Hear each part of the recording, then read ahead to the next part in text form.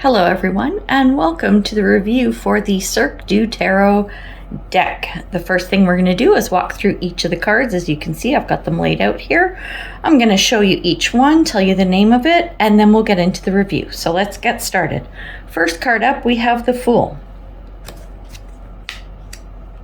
the Magician, the High Priestess, the Empress, the Emperor, the Hierophant, the Lovers, the Chariot, Strength, the Hermit, Wheel of Fortune, Justice, the Hanged Man,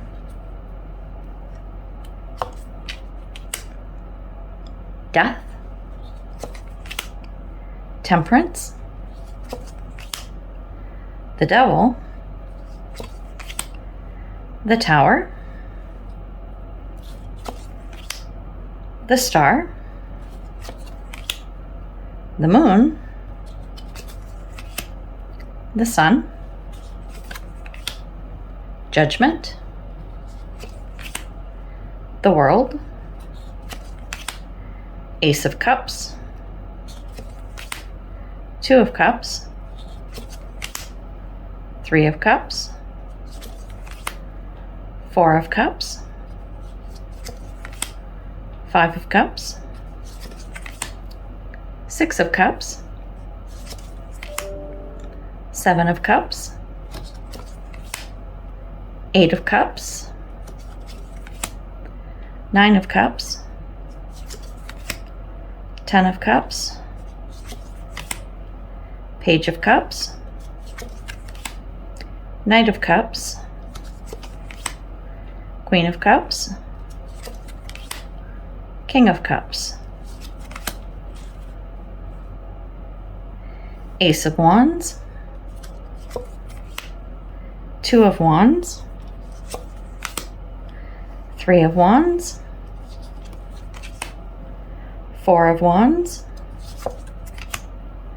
Five of Wands, Six of Wands, Seven of Wands, Eight of Wands, Nine of Wands, 10 of Wands, Page of Wands, Knight of Wands, Queen of Wands, King of Wands, Ace of Swords, Two of Swords, Three of Swords, Four of Swords, Five of Swords, Six of Swords, Seven of Swords, Eight of Swords, Nine of Swords, 10 of Swords, Page of Swords, Knight of Swords, Queen of Swords, King of Swords.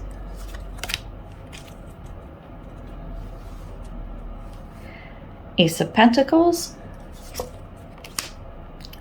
Two of Pentacles, Three of Pentacles, Four of Pentacles, Five of Pentacles, Six of Pentacles,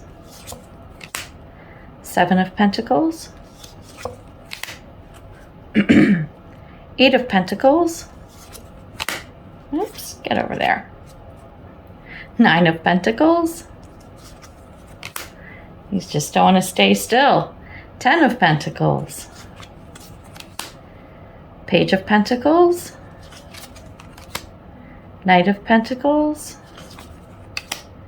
Queen of Pentacles, and last, King of Pentacles. So there is a representation of each of the cards in the deck. Okay, so let's start talking about this deck, Cirque du Tarot. Okay, we're gonna get started, and full disclosure, I've already thrown out the packaging because I had, so I can't show it to you, but we're gonna talk about it in a minute, because I had already filmed this video and I accidentally deleted it after I threw out the packaging. So we'll talk about that in a minute anyway, but let's talk about the cards first, okay? So here we go, here's our deck.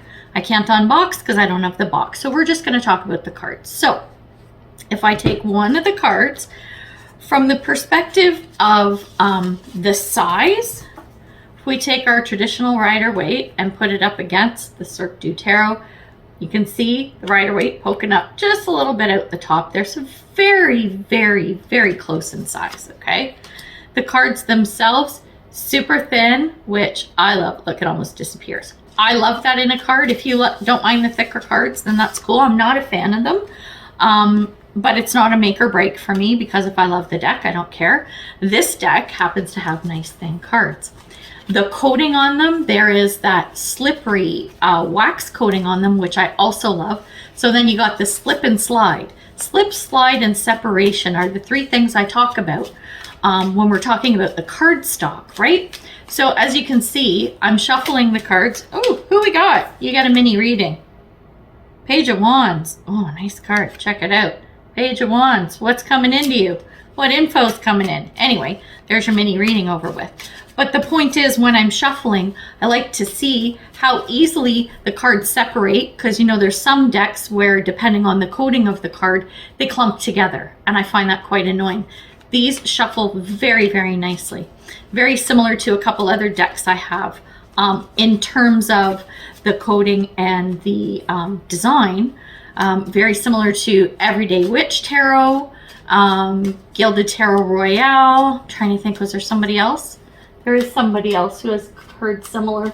I can't remember. Hang on. Let's find them. I think it's Fairy something. Mystic Fairy Tarot. Similar cards to that. So anyway, point is, I love the cardstock and I love the size and I love shuffling them and I love handling them. So nice. And as you can see, when we went through the walkthrough of the cards and even me just showing the Page of Wands, the artwork. What? Oh, beautiful, right? Look at this. Nine of Wands, right? Where the artwork may not exactly duplicate what happens in the Rider-Waite deck, which is my benchmark, right, for talking about cards. Look at this artwork. Knight of Wands. Beautiful, beautiful. The Empress, look at her. Look at her. The artwork is stunning. I think they did a fabulous job with it. I just absolutely love it. It's funny because, well, I was going to get into my thoughts on the cards, but let's talk about that after. Okay, Nancy, don't jump ahead. Normally now I would show you the box that it came in too. The box itself was quite a large box. I'm going to give you a visual. So I have the Dreams of Gaia box. Okay, this is going to be a review I do probably next. And I would say the box was about this big. So it's a lot bigger than the deck, right? So it's got it had an insert inside where you would place the cards in. I think you know what I'm talking about. If you don't, it was basically a little cutout to place the cards in.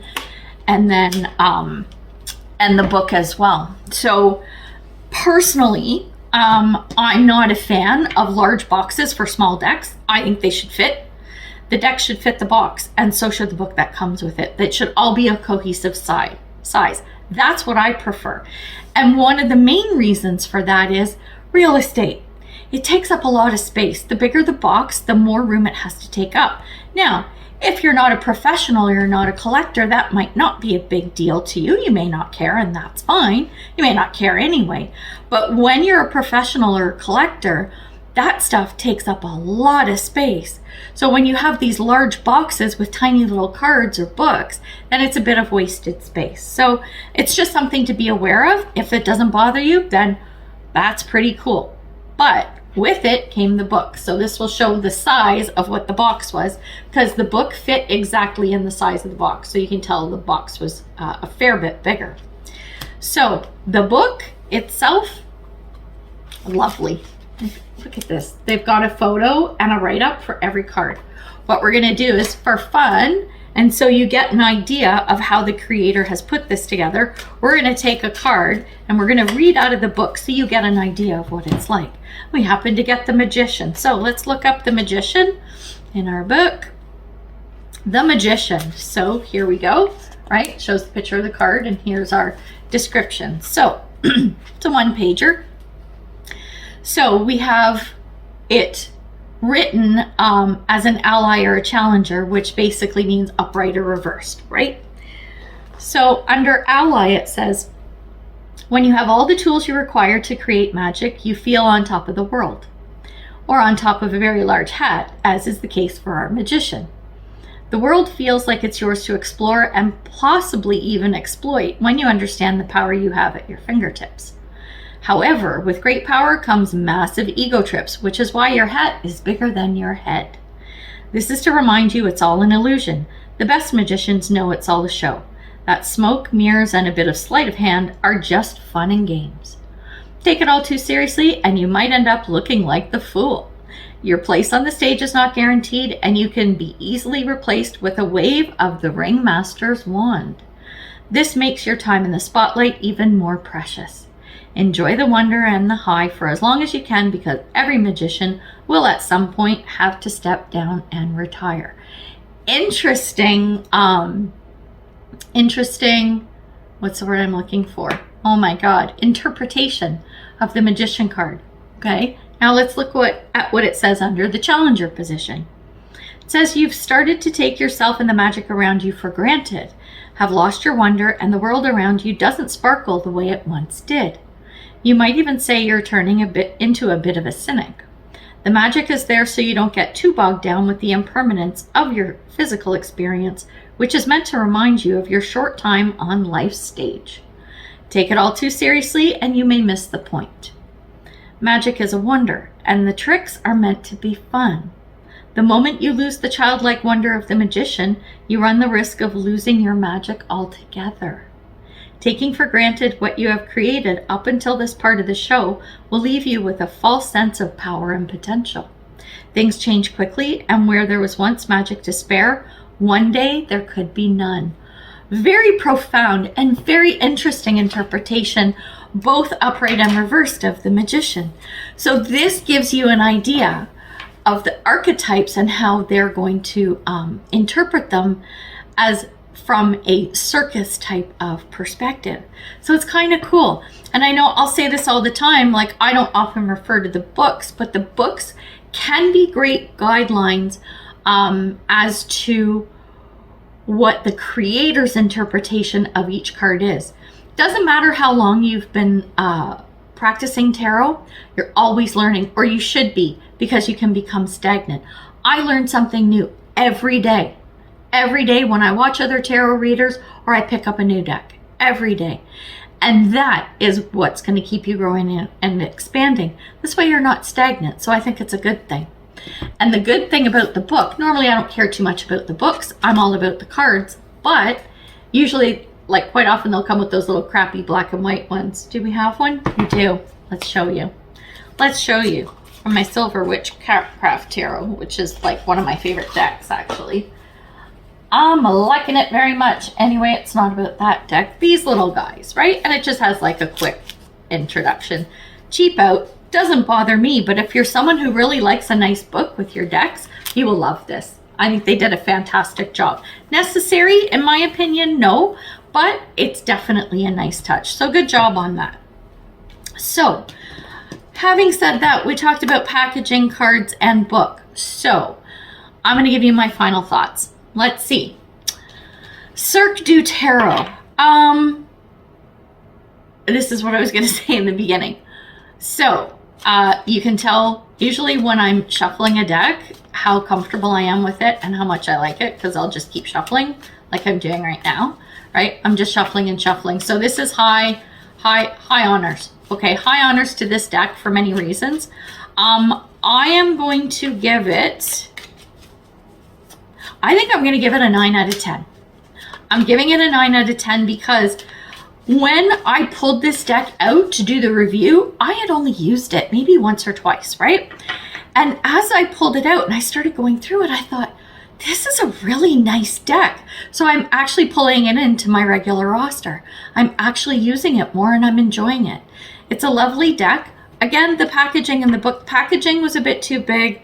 The book was a little much for me, even though it is beautiful. So it's almost a perfect deck to me.